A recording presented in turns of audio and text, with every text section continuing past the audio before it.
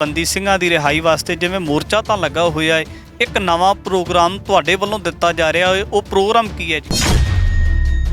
ਉਹ 1 ਸਾਲ ਦੀ ਜਿਹੜੀ ਅਸੀਂ ਵਰ੍ਹੇਗੰਢ ਤੁਸੀਂ ਕਹਿ ਸਕਦੇ ਹੋ, ਸ਼ਬਦ ਵਰਤ ਸਕਦੇ ਹੋ, ਉਹ ਅਸੀਂ ਮਨਾ ਰਹੇ ਹਾਂ ਤੇ ਦੁਨੀਆ ਨੂੰ ਦੱਸਣਾ ਚਾਹੁੰਦੇ ਹਾਂ ਦੁਬਾਰਾ ਕਿ ਜਿਹੜਾ ਕਿਹੜੀਆਂ ਸਾਡੀਆਂ ਮੰਗਾਂ ਸੀਗੀਆਂ, ਕਿਹਨਾਂ ਮੰਗਾਂ ਕਰਕੇ ਅਸੀਂ ਮੋਰਚਾ ਲਾਇਆ ਹੋਇਆ, ਕੀ ਮੋਰਚੇ ਦੀਆਂ ਸਾਡੀਆਂ ਪ੍ਰਾਪਤੀਆਂ ਨੇ, ਕੀ ਕਮੀਆਂ ਰਹਿ ਗਈਆਂ ਨੇ, ਕਿਹੜੇ ਮੁੱਦਿਆਂ ਤੇ ਕੰਮ ਕਰਨਾ ਬਾਕੀ ਆ, ਜਾਂ ਕਿਹੜੇ ਸਿੰਘ ਜੇਲ੍ਹਾਂ 'ਚੋਂ ਬਾਹਰ ਆ ਚੁੱਕੇ ਨੇ ਜਾਂ ਜਿਹੜੇ ਆਉਣੇ ਬਾਕੀ ਨੇ।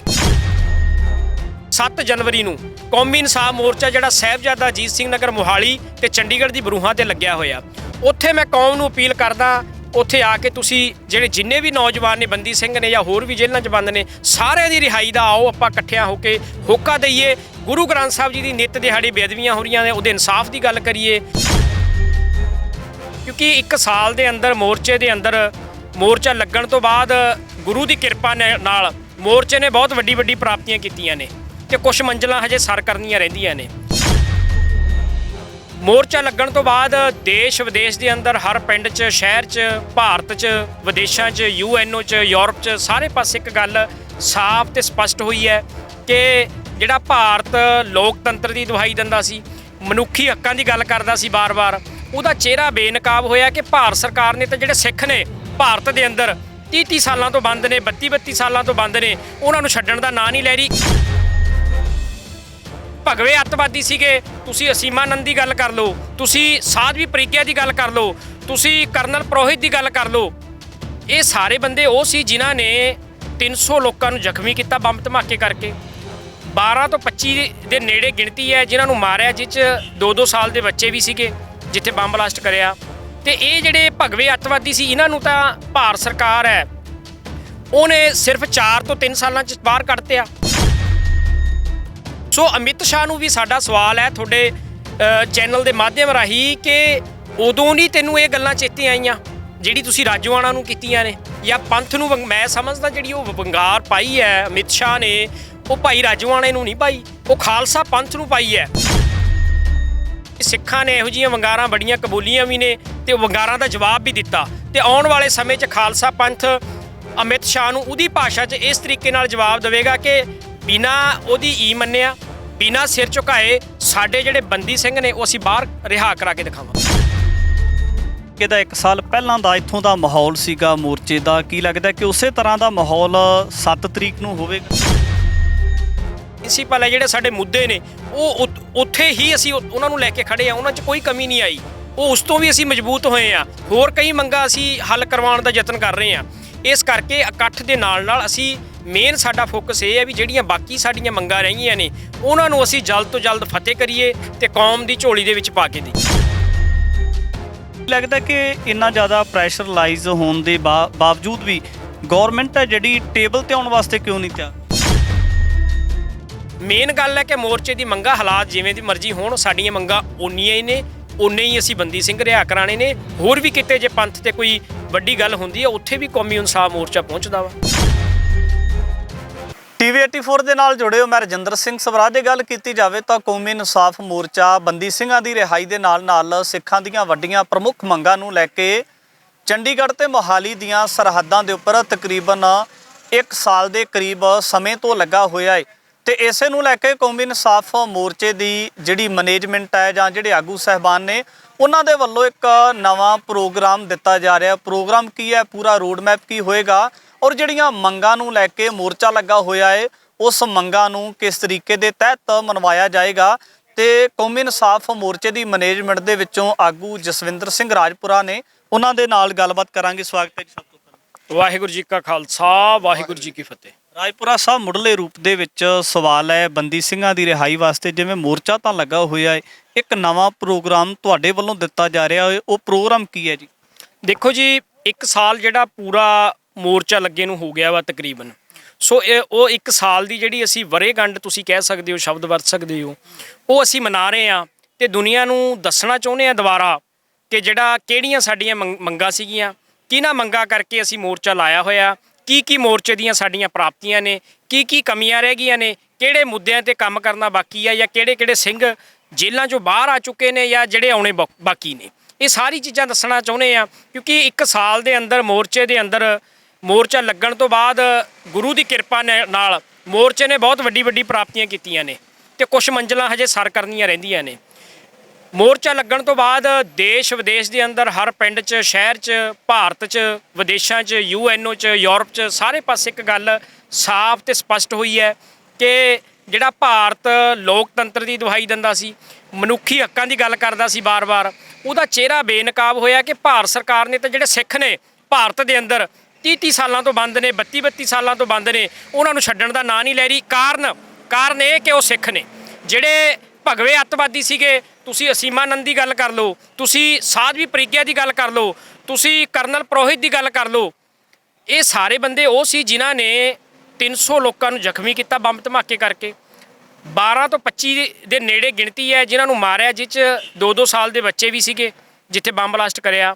ਤੇ ਇਹ ਜਿਹੜੇ ਭਗਵੇ ਅੱਤਵਾਦੀ ਸੀ, ਇਹਨਾਂ ਨੂੰ ਤਾਂ ਭਾਰਤ ਸਰਕਾਰ ਹੈ ਉਹਨੇ ਸਿਰਫ 4 ਤੋਂ 3 ਸਾਲਾਂ 'ਚ ਬਾਹਰ ਕੱਢਤਿਆ।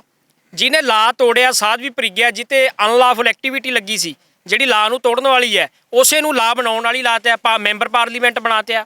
ਸੋ ਅਮਿਤ ਸ਼ਾਹ ਨੂੰ ਵੀ ਸਾਡਾ ਸਵਾਲ ਹੈ ਤੁਹਾਡੇ ਚੈਨਲ ਦੇ ਮਾਧਿਅਮ ਰਾਹੀਂ ਕਿ ਉਦੋਂ ਨਹੀਂ ਤੈਨੂੰ ਇਹ ਗੱਲਾਂ ਚੇਤੇ ਆਈਆਂ ਜਿਹੜੀ ਤੁਸੀਂ ਰਾਜੋਆਣਾ ਨੂੰ ਕੀਤੀਆਂ ਨੇ, ਜਾਂ ਪੰਥ ਨੂੰ? ਮੈਂ ਸਮਝਦਾ ਜਿਹੜੀ ਉਹ ਵੰਗਾਰ ਪਾਈ ਹੈ ਅਮਿਤ ਸ਼ਾਹ ਨੇ, ਉਹ ਭਾਈ ਰਾਜੋਆਣੇ ਨੂੰ ਨਹੀਂ ਪਾਈ, ਉਹ ਖਾਲਸਾ ਪੰਥ ਨੂੰ ਪਾਈ ਹੈ।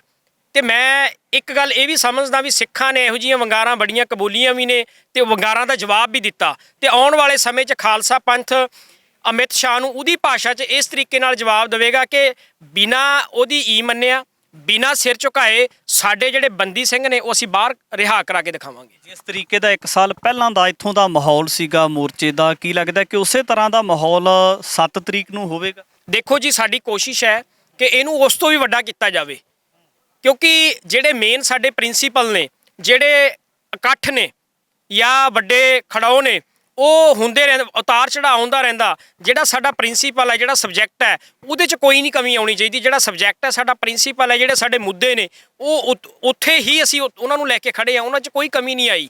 ਉਹ ਉਸ ਤੋਂ ਵੀ ਅਸੀਂ ਮਜ਼ਬੂਤ ਹੋਏ ਹਾਂ। ਹੋਰ ਕਈ ਮੰਗਾਂ ਅਸੀਂ ਹੱਲ ਕਰਵਾਉਣ ਦਾ ਯਤਨ ਕਰ ਰਹੇ ਹਾਂ।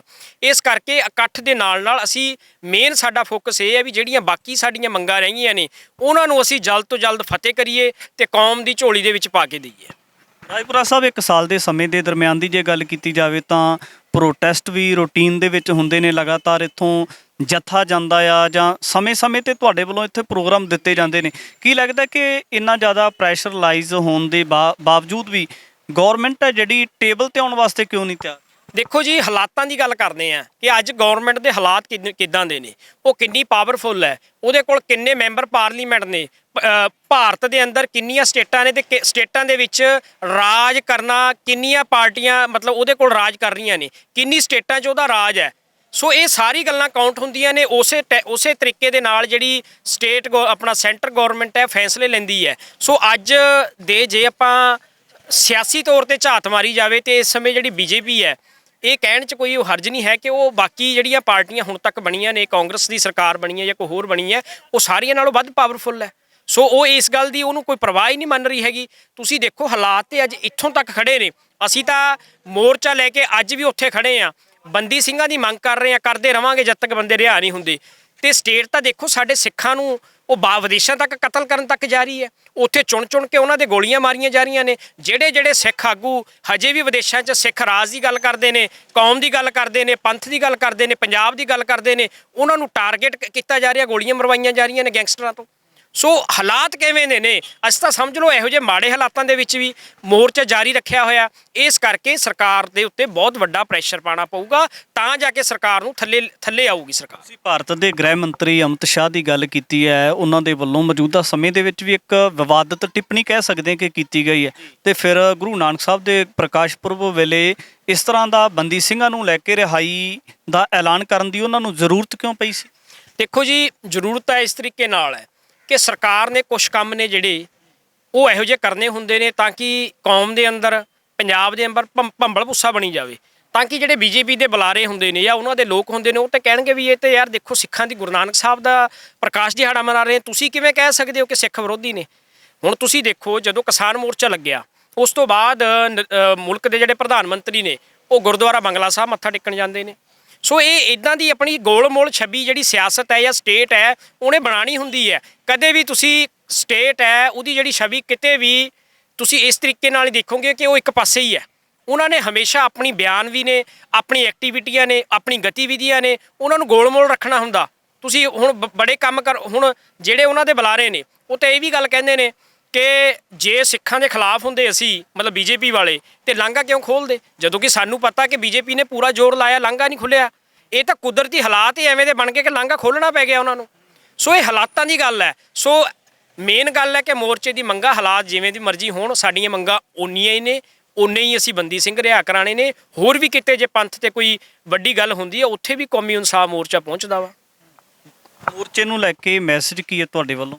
ਮੈਂ ਤਾਂ ਇਹੀ ਮੈਸੇਜ ਦੇਣਾ ਚਾਹਾਂਗਾ ਸਮੁੱਚੀ ਕੌਮ ਨੂੰ ਕਿ ਦੇਖੋ, ਇਹ ਹੁਣ ਕੌਮ ਦਾ ਸਵਾਲ ਹੈ। ਜਿਹੜੇ ਬੰਦੇ ਨੇ ਉਹ ਕੌਮ ਦੇ ਨੇ, ਉਹ ਅਗਲਿਆਂ ਨੇ ਆਪਣੇ ਜਿਹੜੇ, ਮੈਂ ਸ਼ਬਦ ਵਰਤ ਲਵਾਂ ਕਿ ਉਹ ਭਗਵੇ ਅੱਤਵਾਦੀ ਸੀਗੇ, ਉਹ ਅਗਲਿਆਂ ਦੀ ਹਿੰਦੂ ਕੌਮ ਦੇ ਬੰਦੇ ਸੀਗੇ। ਉਹ ਬੰਦੇ ਸੀਗੇ, ਉਹਨਾਂ ਨੇ 3-3 4-4 ਸਾਲਾਂ 'ਚ ਰਿਹਾਅ ਕਰਾ ਲਏ। ਅਤੇ ਜਿਹੜੇ ਸਾਡੇ ਬੰਦੇ ਇਹ ਅੰਦਰ ਕਿਉਂ ਨੇ? ਸਵਾਲ ਹੈ ਰਜਿੰਦਰ ਜੀ, ਕਿਉਂ ਨੇ? ਕਿਉਂਕਿ ਉਹ ਗੁਰੂ ਗੋਬਿੰਦ ਸਿੰਘ ਜੀ ਦੇ ਪੁੱਤ ਨੇ।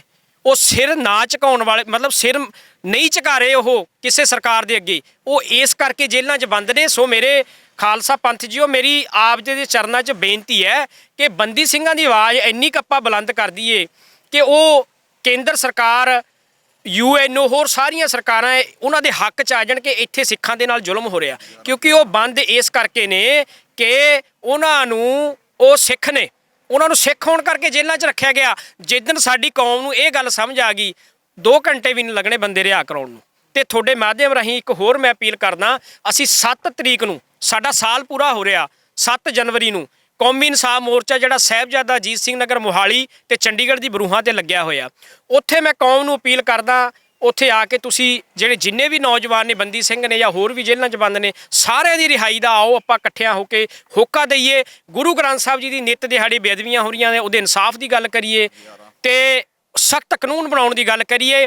ਇੱਕ ਹੋਰ ਨੌਜਵਾਨਾਂ ਵੱਲੋਂ ਸ਼੍ਰੀ ਫਤਿਹਗੜ੍ਹ ਸਾਹਿਬ ਦੀ ਧਰਤੀ ਤੋਂ ਮੋਰਚੇ ਤੱਕ 11 ਜਨਵਰੀ ਨੂੰ ਬਹੁਤ ਵੱਡਾ ਕਾਫਲਾ ਲੈ ਕੇ ਆ ਰਹੀ ਹੈ ਸੰਗਤ, ਨੌਜਵਾਨ ਲੈ ਕੇ ਆ ਰਹੇ ਨੇ ਮੋਟਰਸਾਈਕਲਾਂ ਦੇ, ਗੱਡੀਆਂ ਦੇ, ਕਾਰਾਂ ਦੇ, ਟਰਾਲੀਆਂ ਦੇ। ਸੋ ਮੈਂ ਉਹ ਵੀ ਨੌਜਵਾਨਾਂ ਨੂੰ ਬੇਨਤੀ ਕਰਾਂਗਾ ਪੂਰੇ ਪੰਜਾਬ ਦੇ ਕਿ ਤੁਸੀਂ ਕਾਫਲੇ ਬੰਨ੍ਹ ਕੇ ਸ਼੍ਰੀ ਫਤਿਹਗੜ੍ਹ ਸਾਹਿਬ ਦੀ ਧਰਤੀ ਤੋਂ 11 ਤਰੀਕ ਨੂੰ ਇੱਥੇ ਮੋਰਚੇ 'ਚ ਪਹੁੰਚੋ। ਦੂਜੀ ਇੱਕ ਗੱਲ ਕਰ ਦੇਵਾਂਗਾ, ਇੱਕ ਭਾਈ ਗੁਰਪ੍ਰੀਤ ਸਿੰਘ ਨਾਮ ਦੇ ਸਿੱਖ ਨੌਜਵਾਨ ਦੀ ਜਿਹੜੀ ਗ੍ਰਿਫਤਾਰੀ ਹੋਈ ਹੈ, ਅਸੀਂ ਕੌਮੀ ਇਨਸਾਫ ਮੋਰਚੇ ਵੱਲੋਂ ਉਹਦੀ ਵੀ ਸਖਤ ਸ਼ਬਦਾਂ 'ਤੇ ਨਿਖੇਧੀ ਕਰਦੇ ਹਾਂ ਅਤੇ ਭਗਵੰਤ ਮਾਨ ਸਰਕਾਰ ਨੂੰ ਕਹਿੰਦੇ ਹਾਂ ਕਿ ਪਹਿਲਾਂ 1 ਸਾਲ ਤੋਂ ਤੂੰ ਲਗਾਤਾਰ ਸਾਡੇ ਸਿੱਖ ਨੌਜਵਾਨਾਂ ਦੀ ਗ੍ਰਿਫਤਾਰੀਆਂ ਕਰ ਰਿਹਾ, ਕੀ ਤੇਰਾ ਹਜੇ ਢਿੱਡ ਨਹੀਂ ਭਰਿਆ ਹੈਗਾ? ਕੀ ਕਿੰਨਾ ਖੂਨ ਸਿੱਖ ਨੌਜਵਾਨਾਂ ਦਾ ਤੈਨੂੰ ਚਾਹੀਦਾ? ਸੋ ਮੋਰਚੇ ਵੱਲੋਂ ਅਸੀਂ ਸਖਤ ਸ਼ਬਦਾਂ 'ਚ ਉਸ ਗੱਲ ਦਾ ਵੀ ਵਿਰੋਧ ਕਰਦੇ ਹਾਂ। ਕੌਮੀ ਇਨਸਾਫ ਮੋਰਚੇ ਦੇ ਆਗੂਆਂ ਦੇ ਨਾਲ ਗੱਲਬਾਤ ਕੀਤੀ ਹੈ ਤਾਂ 7 ਜਨਵਰੀ ਨੂੰ ਪ੍ਰੋਗਰਾਮ ਦਿੱਤਾ ਜਾ ਰਿਹਾ ਹੈ ਤੇ ਇਸ ਤੋਂ ਬਾਅਦ 11 ਜਨਵਰੀ ਦਾ ਇੱਕ ਰੋਸ ਮਾਰਚ ਵੀ ਜਿਹੜਾ ਇਸ ਮੋਰਚੇ ਤੱਕ ਪੁੱਜੇਗਾ ਸ੍ਰੀ ਫਤਿਹਗੜ੍ਹ ਸਾਹਿਬ ਦੀ ਧਰਤੀ ਤੋਂ। ਤਾਂ ਇੱਕ ਅਪੀਲ ਕੀਤੀ ਜਾ ਰਹੀ ਹੈ ਕਿ ਇਸ ਮੋਰਚੇ ਦੇ ਵਿੱਚ ਹਾਜ਼ਰੀ ਜ਼ਰੂਰ ਲਗਵਾਈ ਜਾਵੇ। ਅੱਗੇ ਵੀ ਗੱਲਬਾਤ ਲੈ ਕੇ ਹਾਜ਼ਰ ਹੁੰਦੇ ਰਹਾਂਗੇ। ਧੰਨਵਾਦ।